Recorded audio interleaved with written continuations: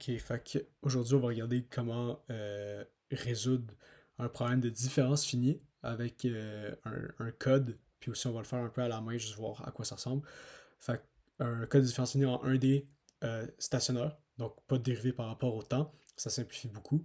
Fait que ce qu'on fait quand on fait un code de différence finie, on va avoir quelque chose en un domaine, justement, en une dimension. Fait que, exemple qu'on a quelque chose qui va de x égale à 0 jusqu'à x est égal à une certaine longueur, puis qu'on discrétise en x, donc en une dimension suivant x, ben, les différences finies, ce qu'on va faire, c'est qu'on va pouvoir résoudre des problèmes aux dérivées partielles, euh, comme par exemple l'équation de la chaleur.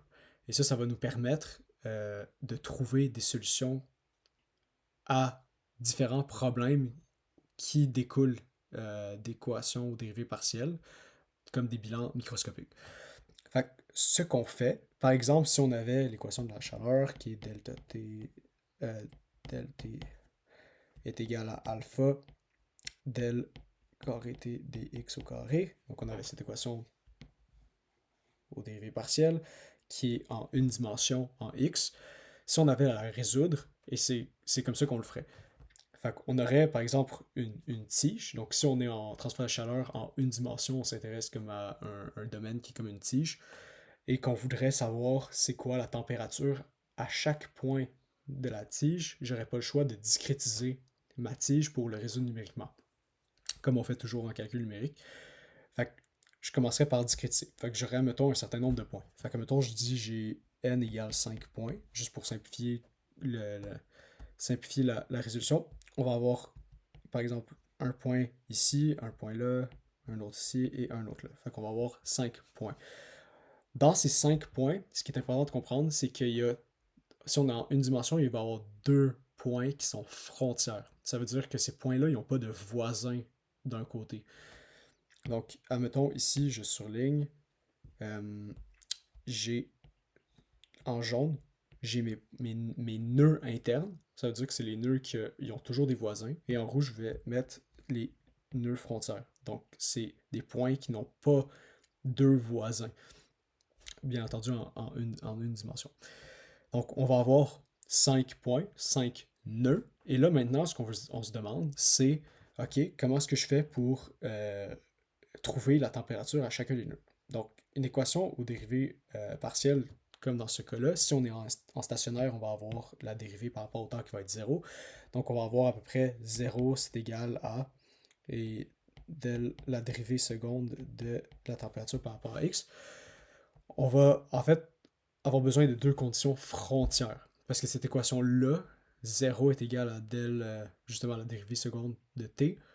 Il y a des infinités de solutions. Fait que si on veut trouver une solution, il faut mettre deux conditions frontières. Fait qu'il faut dire, est-ce que la température à droite, en x égale 0, c'est ça, puis la température en x égale L, c'est ça, ou est-ce qu'il y a un flux nul en x égale L, est-ce que c'est isolé, pas isolé. Donc il faut qu'on le dise pour pouvoir résoudre le problème. Donc, par exemple, dans le cas où on aurait deux températures imposées, ça veut dire que j'ai ma tige, je dis, OK, ça c'est ma température à ce point-là, c'est fixé, c'est ça. Puis ma température à ce point-là, c'est fixé, puis ça va être ça aussi. Puis là, je veux savoir, OK, mais ça varie comment la température dans les autres points? Parce que ça, je le sais pas. C'est ça que je veux trouver. Fait on va dire, OK, je vais avoir ma température au point A, qui est justement mon x égale 0. Je vais dire, ben, c'est T de 0. Puis je vais avoir aussi une température en B, qui va être la température en L, donc à x égale L, ou à la fin de ma tige. OK? Fait que là, maintenant, j'ai mes conditions frontières. Ça, c'est bon. Là, ce que j'ai pas, par contre, c'est les nœuds internes. Donc, on va avoir les nœuds. On a le nœud. Le premier nœud, ça va être le nœud i égale 0. Deuxième nœud égale 1. Ensuite, on a i égale 2, i égale 3 et i égale 0, 1, 2, 3, 4. Exact. Donc, on a 5 points de 0 à 4. OK. Fait que là, maintenant, on veut trouver les trois nœuds centraux. On veut trouver c'est quoi la température aux trois nœuds centraux. Fait que en régime stationnaire, on va avoir juste un système matriciel à résoudre. Ça veut dire qu'on va trouver dans le fond, un vecteur avec toutes nos températures. Fait qu'on va avoir T0, T1, T2, T3 et T4. Il y a 4 températures qu'on veut trouver, mais dans ces 4 températures-là, il y en a déjà 2 qu'on connaît. T0 et T4. OK? Et ça va être égal à un vecteur à droite, qu'on va appeler B, et ça, tout ça multiplié par un vecteur qu'on va appeler A, ça va nous donner ça ici. Fait que maintenant, comment on trouve A et comment on trouve B? C'est quand même assez simple. On repart de l'équation du début, qui est la dérivée seconde par rapport à x au carré. On va la différencier par exemple, on connaît une méthode de différenciation qui est de second ordre. Donc, on va avoir ti moins 1, moins 2 ti, plus ti plus 1, tout ça divisé par delta x au carré. Donc ça, c'est une dérivée seconde par rapport à une variable qui est x. Ça va être égal à 0. Qu'est-ce que ça veut dire, ça? Ça veut dire que ti moins 1, moins 2 ti, plus ti plus 1, c'est égal à 0. OK. Si je regarde cette équation-là, qu'est-ce que ça veut dire? Ça veut dire que la température en un nœud, I, est seulement influencée par ses deux voisins. OK? Ça veut dire que si, par exemple, je m'intéressais à la température de T1, que je ne connais pas, T1, si je m'intéresse à cette température-là, de ce nœud-là, que je ne connais pas, on va aller voir ici, qu'est-ce que ça donne. TI-1, c'est quoi? C'est le nœud juste avant, c'est T0. Fait que T0 moins 2T1 plus T2 est égal à 0. Ça veut dire que si je veux trouver la température au nœud 1, j'ai besoin de la température au nœud 0 et j'ai besoin de la température au nœud 2. C'est bien parce que j'ai la température au nœud 0, mais j'ai pas celle au nœud 2. Mais je peux faire la même chose au nœud 2. Je peux faire que la température au nœud 2, donc je vais avoir moins 2T2, ça va être la température au nœud 1 plus la température au nœud 3. Ça va donner 0. Donc j'ai plusieurs équations en fait. J'ai 3 nœuds centraux, puis j'ai 3 équations où je peux avoir comme mon terme à gauche puis à droite. Qu'est-ce que ça veut dire? Ça veut dire que ici, T1, c'est égal à quoi? Fait que si je m'en viens ici, je pourrais construire mon équation. Ça veut dire que si on construisait une grosse matrice, par exemple, ici, je vais aller construire ça. Qu'est-ce que j'ai? J'ai T0, c'est TA. Fait que j'ai T0. Puis là, je vais mettre très loin ici, c'est égal à TA. OK? Maintenant, pour trouver je sais que T0 moins 2T1 plus T2, c'est égal à 0. Je sais que T1 moins 2T2 plus T3, c'est égal à 0. Je sais aussi que T2 moins 2T3 plus T4, c'est égal à 0. Et je sais que T4, c'est égal à TB, la température du nœud B, qu'on connaît. Donc cette équation-là, ici, on la connaît, cette équation-là, on la connaît. On vient de trouver un système d'équations matricielles. On a 5 équations, 5 est connu. On a juste besoin de résoudre. C'est tout. Fait que je reviens en haut. Je viens ici dans mon équation. Fait que là, j'ai mes T0, T1, T2, T3, T4. Je sais que T0, c'est égal à TA. L'autre, c'est égal à TB. Et entre les deux, j'ai juste des zéros dans ce cas-là. Et si on regarde le terme que ça donnait, ça va donner ça ici. Fait qu'on va avoir 1, moins 2, 0, 0, 1, moins 2, 1, 0, 0, 0, on va avoir 0, 1, moins 2, 1, puis on va avoir 1, 0, 0, 0, 0. C'est tout. Puis là, on résout, puis on va trouver la température à tous les nœuds. Et c'est ça les différences finies. Donc, on va faire un exemple juste un tout petit peu plus complexe que ça, parce que ça, c'est comme de base, quand même assez facile. Fait que là, on a notre exemple. On a une tige de longueur 4 mètres. On va avoir les conditions frontières, je vais juste les faire directement. On va avoir comme la température en A, qui est le point qui est T de 0, la température à 0. Ça va être égal à 30 degrés. OK? Puis on va avoir alpha, ça va être égal à 1, juste pour simplifier. Puis on va voir que le flux, en fait, de température en x égale L, c'est égal à 0. Ce que ça veut dire, ça, c'est juste que si le flux de température, le flux de chaleur est nul, ça veut dire que c'est comme isolé, dans le fond. Donc, dans dérivé de t par rapport à x, en L, en x égale L, ça va être égal à 0. exactement comme ça. Donc maintenant, on a un terme source, par contre, maintenant. Ce que ça veut dire un terme source, c'est que quand je me déplace le long de x, si j'ai cette équation-là, ici, qui est x est égal à la dérivée seconde par rapport de la température par rapport à x, j'ai, à chaque fois que je me déplace, fait que si je suis au premier nœud, en x égale 0, il n'y a rien qui se passe, il n'y a pas de chaleur, x est égal à 0. Mais quand je m'en vais à x égale L, je génère de la chaleur de façon linéaire. Donc, je vais juste dessiner une droite, par exemple. On a une génération de chaleur qui est comme ça, qui augmente proportionnellement qu'on s'approche de à droite de la tige. Donc, de x égale L, on a de la chaleur qui est générée. Donc, c'est ça notre terme source. Ça va venir dans la discrétisation. Donc, ça va pas être super compliqué. Donc, il y a une solution analytique à cette équation-là. On va la trouver. Si on a x égale la dérivée seconde de t par rapport à dx carré, ce que ça implique, c'est que x au carré sur 2, c'est égal à la dérivée de t par rapport à x, plus une constante a, une constante d'intégration. Puis si on réintègre ça, ça veut dire que la température de x est égale à, là on va avoir x à la 3 sur 6 plus ax plus b. Bon, ce que ça veut dire, c'est qu'on a une cubique. Fait que la vraie solution, la température, comment elle varie, ça devrait être défini selon une cubique. Maintenant, on doit trouver A et B. A et B, on les trouve avec nos conditions frontières. Fait qu'on sait que x au carré sur 2 plus A, c'est égal à delta t, c'est égal à la dérivée de t par rapport à x. Ça. Mais si on remplace, si on check notre condition frontière en L, on a que del t, genre la dérivée de t par rapport à x en x égale L, c'est 0. Fait qu'on remplace ça. Fait que delta t, ça, en x égale L, c'est égal à 0. Fait qu'on met L au carré sur 2 plus A. Ce qui implique que A est égal à L moins L au carré sur 2. Puis on a dit que L, la longueur de la tige, c'est 4 mètres. Fait que ça va être moins 4 au carré sur 2 qui est égal à moins 8 mètres. Ben, moins 8, ouais. On checkera les unités plus tard. Moins 8. Good. Fait que là, on a que cette constante-là ici, c'est moins 8. Maintenant, on sait que t de x est égal à x à la 3, 6 plus moins 8 x plus b. Puis là, on sait que t de 0 est égal à 30 degrés. Et si on plug ça dans notre équation, on va trouver que b c'est égal à 30 degrés. Ce qui fait du sens. Donc, on a que la solution analytique de notre équation, c'est x à la 3 sur 6 moins 8x plus 30. OK.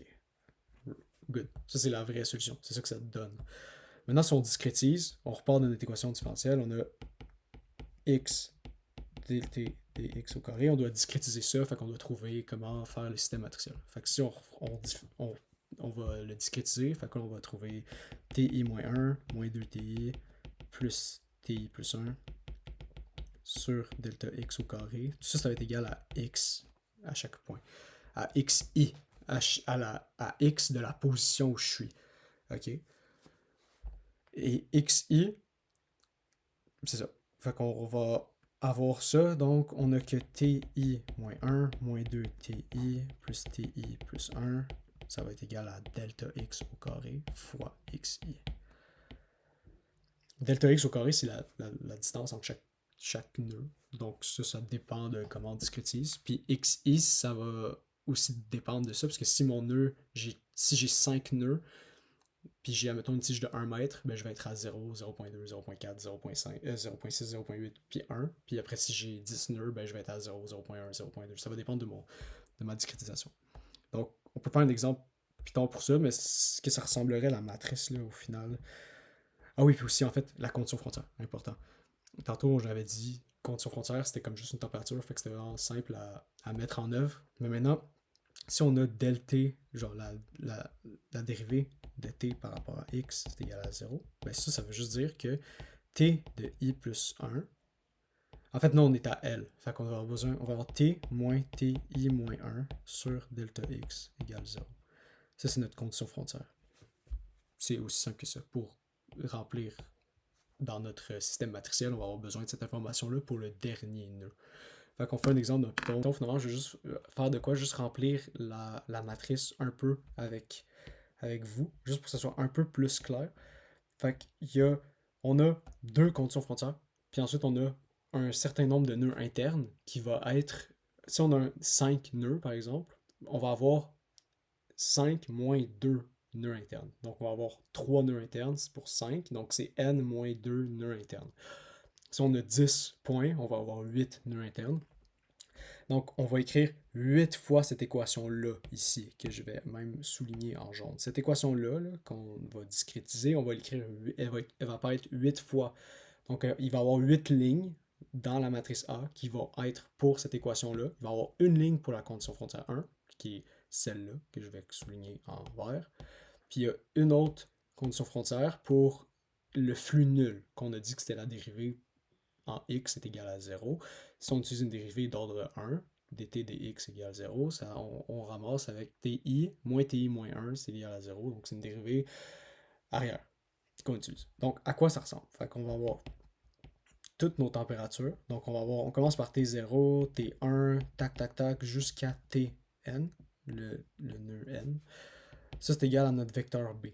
Bon, comme j'ai dit, il va y avoir plein de fois la même équation. Fait que pour le premier, on va avoir TA, on a une constante. Ça veut dire que le T0, c'est juste égal à 1, puis ça va donner TA ici, où on va dire 30.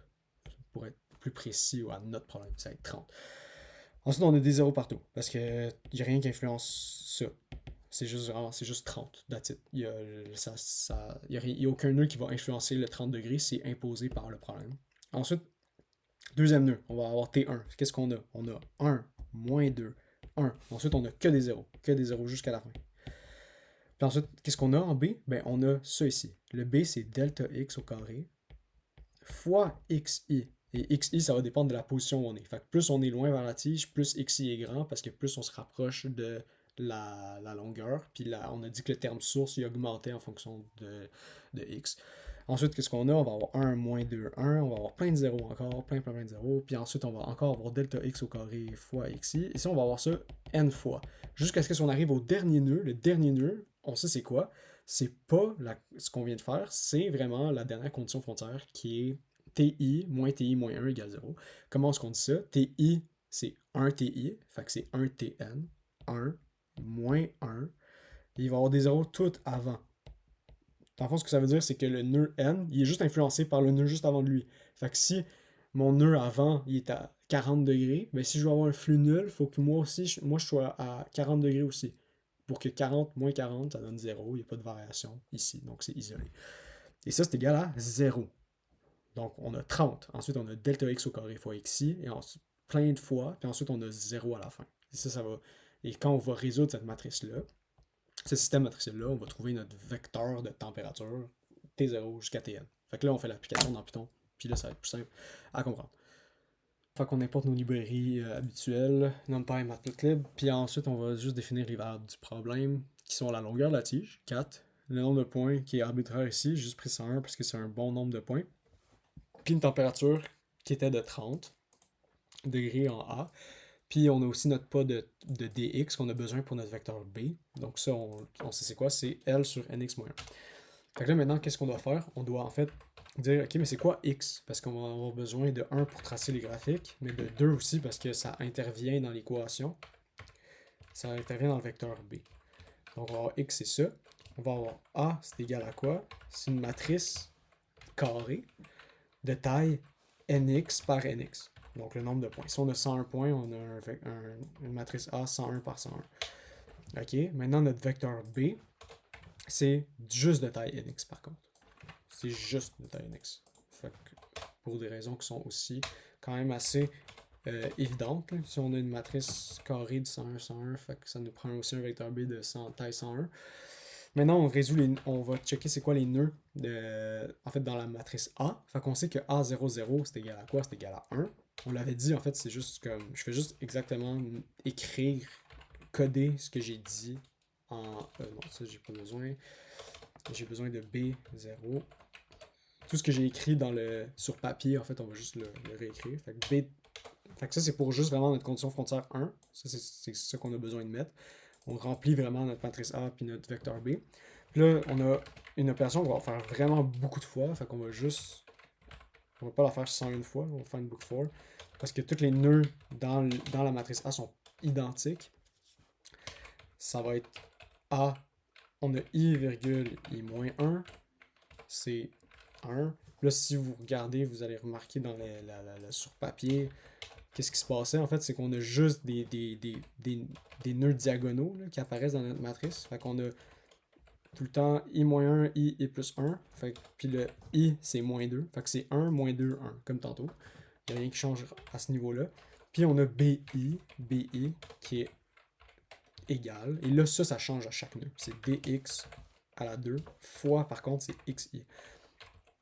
Fait que plus on est proche du nœud, dans le fond, qui est à gauche, qui est le X égale 0, moins il y a de la chaleur qui est générée.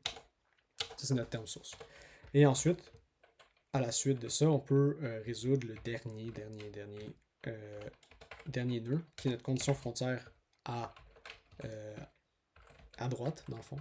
Fait que, on avait dit que c'était cette condition frontière-là, puis aussi on a...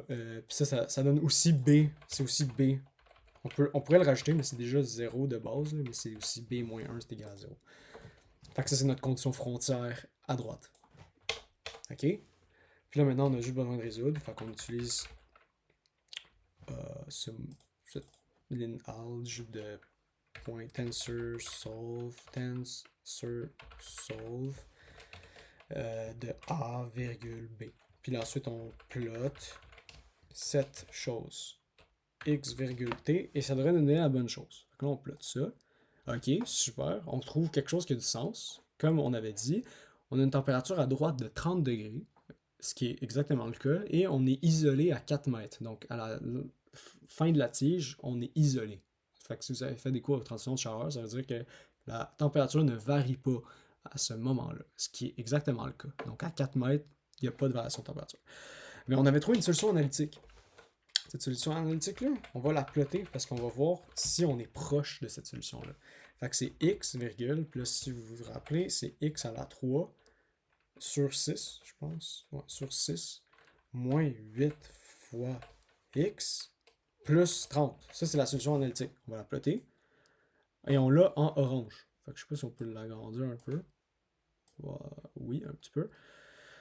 C'est la courbe en orange, qui est très très très semblable. La raison pourquoi on n'est pas pile dessus, c'est parce qu'on n'a pas un nombre de points assez gros. Si je mets 1001 points, on devrait se rapprocher de la solution. Et voilà, les courbes sont... J'ai mis 1001 points, on est complètement presque dessus. Bon, évidemment, c'est numérique, c'est sûr qu'on n'atteindra pas la solution analytique, mais on peut se rapprocher en augmentant le nombre de points qu'on utilise. Donc, c'est tout. Fait que, puis après, si on utilise 5 points, mettons, si j'utilise juste 5 points, on pourrait voir comme qu'est-ce que ça donnerait. Fait que j'aurais ma solution analytique, puis ma solution que j'obtiens.